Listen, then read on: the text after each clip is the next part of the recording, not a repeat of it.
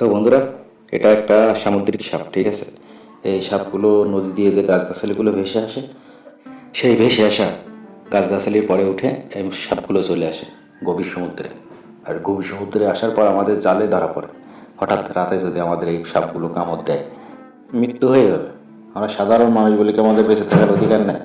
যদিও বা সাপে কামড়ানো মানুষটাকে আমরা দুবলা চটিতে নিয়ে গেলাম, তারপরেও আমাদের ভালো কোনো চিকিৎসা নেই কিংবা কোনো হাসপাতালে, তাইলে আমরা চাই যে সুন্দরবনে সুন্দর একটা হসপিটাল হোক। আপনারা প্রতিনিয়ত প্রত্যেকটা বছর মহাশূন্য হাকিমের পোলাকে আপনারা দেখেছেন যে সুন্দরবনের কত মানুষ সাপে কামড়িয়ে মারা যায়, কত মানুষ বাঘে ধরে।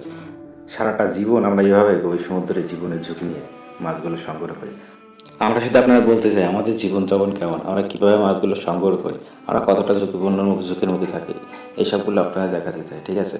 আপনারা আমাদের পাশে থাকবেন আর আমাদের ভিডিওগুলো শেয়ার করবেন। আমাদের সুন্দরবন জেলেদের জীবনযাপন কেমন সেগুলো আপনারা দেখাতে চাই। ভালো থাকবেন, সুস্থ থাকবেন, আবারও দেখা হবে কোনো এক পর্বে। হ্যাঁ, দেখেছেন সাপটা একদম দেখেছেন।